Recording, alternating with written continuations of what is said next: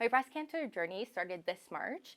It was quite a big shock. With no family history or genetic predisposition, Veena Mohabir was diagnosed with stage 3 ductal carcinoma at age 28. I had kind of some weird symptoms, and part of that was bleeding, and my doctor thought maybe bleeding from the breast could be an infection, so she sent me into the ER. From there, Mohabir was sent to Princess Margaret Hospital, where tests at the Rapid Diagnostic Clinic revealed the cancer was also in her lymph nodes. Which means that the cancer spread locally and it could be anywhere in my body.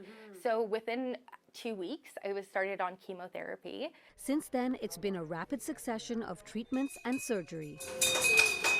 I finished chemotherapy in August.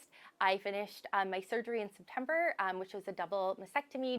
And then I had radiation, which I actually just rang its gong. I actually have a break for the first time since March. My hair is growing back, my energy is coming back. I feel like I'm turning a corner.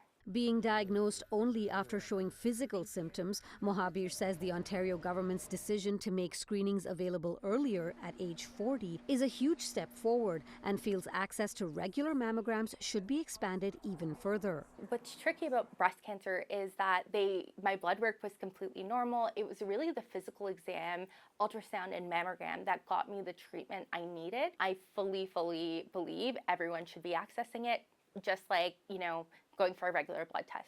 Breast radiologist Dr. Supriya Kulkarni says that as the goal of screening is early detection, it only makes sense to make it a public health policy to screen earlier.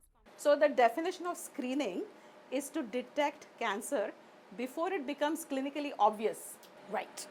So you don't want to find cancers when patients can feel it. That's already much advanced. Mohabir surgeon Dr. Tulin Sil adds that early screening has numerous advantages. We know that with localized breast cancer, survival is excellent. The earlier stage we see things, the better the treatment and the more limited the treatment can be. So hopefully a smaller surgery and not as much need for other therapies like chemotherapy. I think it's very critical for everybody to understand that there's nothing to be afraid of having a mammogram. The more you can be proactive about your health, the better it's going to be.